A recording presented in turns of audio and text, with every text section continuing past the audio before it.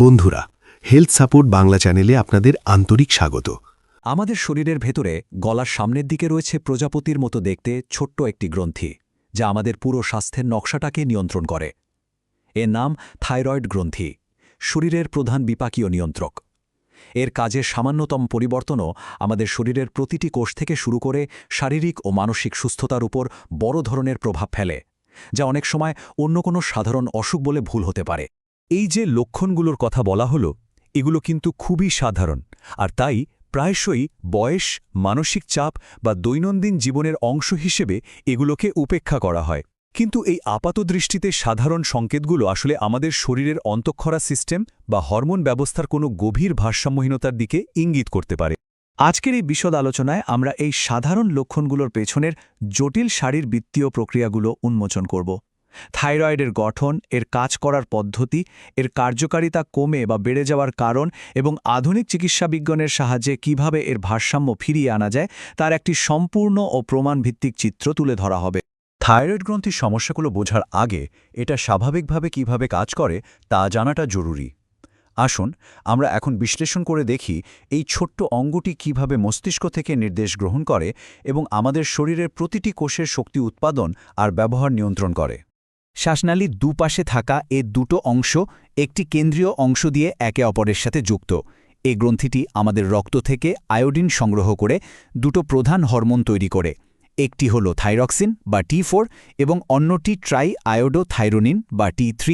এই সংখ্যাগুলো অর্থাৎ 4 এবং 3 আসলে প্রতিটি হরমোনের অণুতে আয়োডিন পরমাণুর সংখ্যা বোঝায়।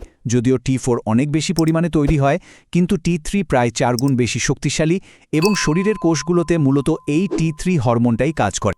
এই পুরো প্রক্রিয়াটা একটা অত্যন্ত সুসংগঠিত সিস্টেমের মাধ্যমে নিয়ন্ত্রিত হয়, যাকে হাইপোথ্যালামিক পিটুইটারি থাইরয়েড বা HPT অক্ষ বলা হয়। ব্যাপারটা শুরু হয় আমাদের মস্তিষ্কের হাইপোথ্যালামাস থেকে, যা TRH নামে একটি হরমোন ছাড়ে। এই TRH পিটুইটারি গ্রন্থিকে TSH বা থাইরয়েড স্টিমুলেটিং হরমোন ছাড়ার জন্য সংকেত পাঠায়। এই TSH রক্তের মাধ্যমে থাইরয়েড গ্রন্থিতে পৌঁছায় এবং তাকে T3 ও T4 হরমোন তৈরি করতে উৎসাহিত করে। যখন রক্তে T3 এবং T4 এর মাত্রা ঠিকঠাক হয়ে যায়, তখন এই হরমোনগুলোই আবার হাইপোথ্যালামাস এবং পিটুইটারি গ্রন্থিকে সংকেত পাঠায় TSH উৎপাদন কমানোর জন্য। এই স্বয়ংক্রিয় নিয়ন্ত্রণ ব্যবস্থা নিশ্চিত করে যে হরমোনের মাত্রা যেন সবসময় একটা নির্দিষ্ট সীমার মধ্যেই থাকে। থাইরয়েড হরমোনের প্রভাব আক্ষরিক অর্থেই আমাদের সারা শরীরে ছড়িয়ে আছে। এটা হৃৎপিণ্ডের কোষগুলোকে অ্যাড্রেনালিনের প্রতি আরও সংবেদনশীল করে তোলে, যার ফলে হৃৎস্পন্দন ও রক্তচাপ নিয়ন্ত্রিত হয়। এটা আমাদের শরীরের বেসাল মেটাবলিক রেট বা BMR ঠিক করে, অর্থাৎ বিশ্রামের সময় শরীর কতটা শক্তি খরচ করবে এবং এর মাধ্যমে শরীরের তাপমাত্রাও বজায় রাখে। লিভারে যে LDL বা খারাপ কোলেস্টেরল থাকে তার মাত্রা নিয়ন্ত্রণেও এটি সাহায্য করে। বিশেষ করে ভ্রূণ এবং শিশুদের মস্তিষ্কের সঠিক বিকাশের জন্য থাইরয়েড হরমোন অপরিহার্য। এর অভাবে স্থায়ী বুদ্ধিবৃত্তিক অক্ষমতাও হতে পারে। কিন্তু যখন HPT অক্ষের কোনো অংশে কোনো সমস্যা দেখা দেয়, তখন এই নিখুঁত ব্যবস্থাটা ভেঙে পড়ে। এর ফলে থাইরয়েডের দুটো প্রধান কার্যকরী সমস্যা দেখা যায়। একটি হল হাইপোথাইরয়েডিজম, যেখানে হরমোনের উৎপাদন প্রয়োজনের চেয়ে কমে যায়, এবং অন্যটি হাইপারথাইরয়েডিজম, যেখানে হরমোনের উৎপাদন প্রয়োজনের চেয়ে অনেক বেড়ে যায়। হাইপোথাইরয়েডিজমের ক্ষেত্রে শরীরের বিপাক প্রক্রিয়া এতটাই ধীর হয়ে যায় যে প্রতিটি অঙ্গের কার্যকারিতা প্রভাবিত হয়। কোষ পর্যায়ে শক্তি উৎপাদন কমে আসে, যার ফলে পুরো শরীরেই একটা মন্দা দেখা দেয়।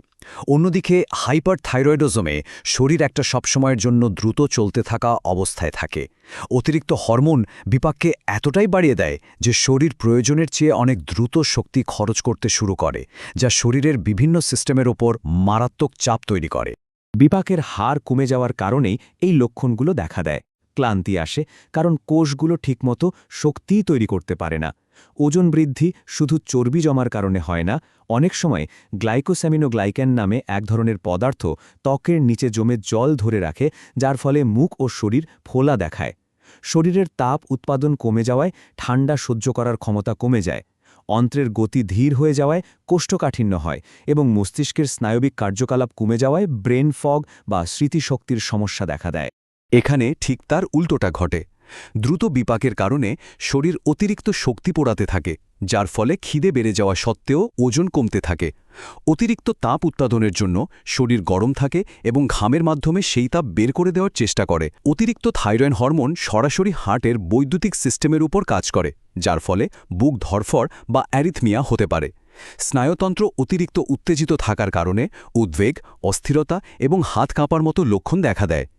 বিশেষ করে গ্রেভস ডিজিজের ক্ষেত্রে এক ধরনের অটো অ্যান্টিবডি চোখের পেছনের পেশিকে আক্রমণ করে, যার ফলে চোখ বাইরের দিকে ঠেলে বেরিয়ে আসে, যাকে এক্সঅফথ্যালমোস বলা হয়।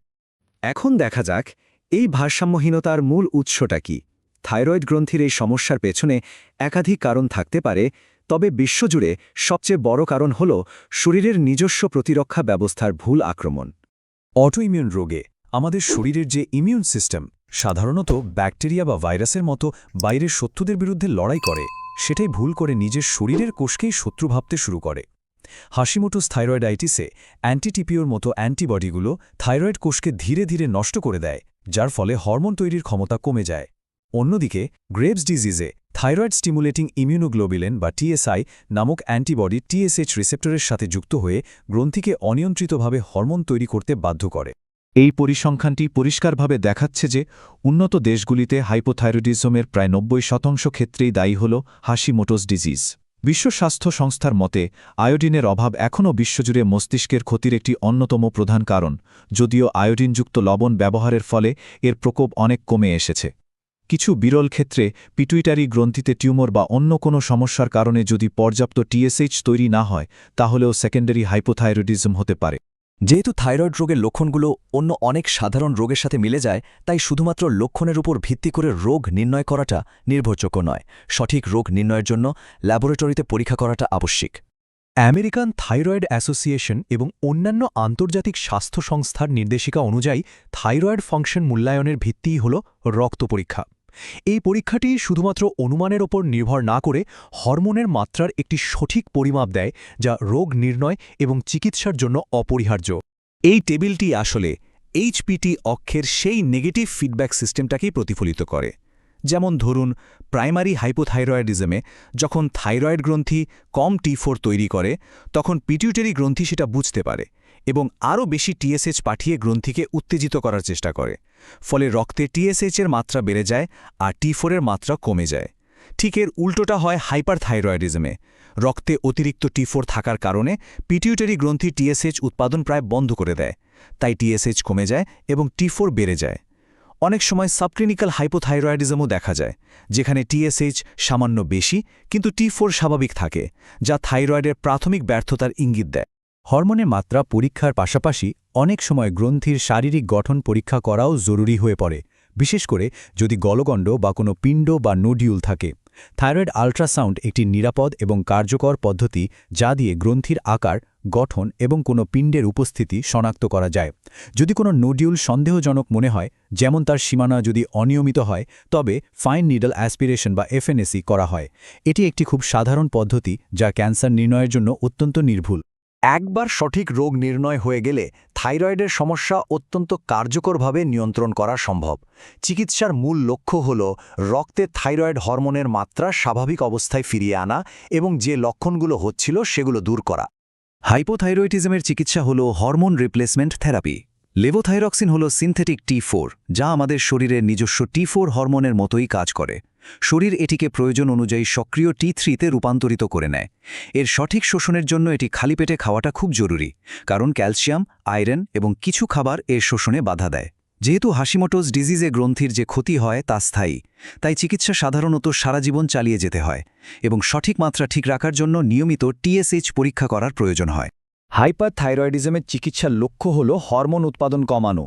এর জন্য অ্যান্টিথাইরয়েড ওষুধ যেমন মেথিমাজোল হরমোন তৈরি করার প্রক্রিয়াকে বাধা দেয়। তেজস্ক্রিয় আয়োডিন থেরাপিতে একটি ক্যাপসুলের মাধ্যমে I-131 দেয়া হয়। যেহেতু শুধুমাত্র থাইরয়েড কোষই আয়োডিন গ্রহণ করে, তাই এটি শরীরের অন্য কোনো অঙ্গের ক্ষতি না করে বেছে বেছে শুধু থাইরয়েড কোষকেই নষ্ট করে। আর সার্জারি বা থাইরয়েডেক্টমি হল গ্রন্থির আংশিক বা সম্পূর্ণ অপসারণ, যা সাধারণত বড় গলগণ্ড বা ক্যান্সারের সন্দেহ থাকলে করা হয়। প্রতিটি পদ্ধতিরই নিজস্ব সুবিধা এবং ঝুঁকি রয়েছে এবং রোগীর অবস্থা অনুযায়ী সঠিক চিকিৎসা বেছে নেওয়া হয়। চিকিৎসকের পরামর্শ ছাড়া থাইরয়েডের ওষুধ বন্ধ করাটা অত্যন্ত বিপজ্জনক হতে পারে। হাইপোথাইরয়েডিজমের ওষুধ হঠাৎ বন্ধ করলে মিক্সিডিমা কোমা হতে পারে, যা একটি বিরল কিন্তু মারাত্মক অবস্থা। এক্ষেত্রে শরীরের তাপমাত্রা, রক্তচাপ এবং শ্বাসপ্রশ্বাস বিপজ্জনকভাবে কমে যায়।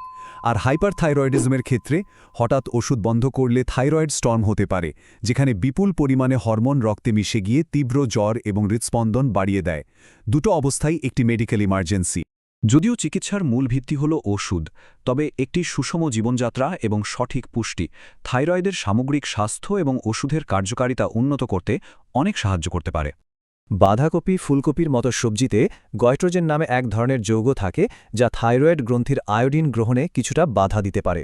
কিন্তু গবেষণায় দেখা গিয়েছে এই প্রভাবটা তখনই পড়ে যখন কেউ অস্বাভাবিক পরিমাণে কাঁচা সবজি খায় এবং তার শরীরে আগে থেকেই আয়োডিনের অভাব থাকে।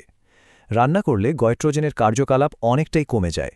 তাই যারা ইতিমধ্যেই লেবোথাইরক্সিন দিয়ে চিকিৎসাধীন এবং যাদের আয়োডিনের অভাব নেই, তাদের জন্য স্বাভাবিক পরিমাণে এই সবজি খাওয়াটা সম্পূর্ণ নিরাপদ এবং স্বাস্থ্যকর। জীবনযাত্রার কিছু পরিবর্তনও বেশ গুরুত্বপূর্ণ, যেমন সয়াতে থাকা আইসোফ্ল্যাভন অন্ত্রের লেবোথাইরক্সিনের শোষণে বাধা দিতে পারে, তাই ওষুধ খাওয়ার অন্তত 4 ঘণ্টা পর সয়া পণ্য গ্রহণ করা উচিত। দীর্ঘস্থায়ী মানসিক চাপ কর্টিসল হরমোনের মাত্রা বাড়ায়, যা T4 থেকে সক্রিয় T3-তে রূপান্তরকে বাধাগ্রস্ত করতে পারে। পর্যাপ্ত ঘুম এবং নিয়মিত ব্যায়াম HPT অক্ষের কার্যকারিতা এবং সামগ্রিক বিপাকীয় স্বাস্থ্যকে ভালো রাখে। একটি সুষম খাদ্য যাতে ফাইবার, লিন প্রোটিন এবং প্রয়োজনীয় পুষ্টি উপাদান ভরপুর থাকে, তা থাইরয়েড ব্যবস্থাপনার একটি অবিচ্ছেদ্য অংশ। থাইরয়েড একটি জটিল অবস্থা হলেও এটি অত্যন্ত নিয়ন্ত্রণযোগ্য। এর পেছনের বিজ্ঞানটা বোঝা এবং শরীরের সংকেতগুলো সম্পর্কে সচেতন থাকা স্বাস্থ্য ব্যবস্থাপনার প্রথম এবং সবচেয়ে গুরুত্বপূর্ণ ধাপ। সঠিক জ্ঞান, সময়মতো রোগ নির্ণয় এবং বিশেষজ্ঞের নির্দেশনায় চিকিৎসা গ্রহণের মাধ্যমে একটি সম্পূর্ণ সুস্থ এবং সক্রিয় জীবনযাপন করা পুরোপুরি সম্ভব। নিজের স্বাস্থ্যের দায়িত্ব নেওয়ার অর্থ হল সচেতন থাকা এবং সঠিক সময়ে সঠিক পদক্ষেপ নেওয়া।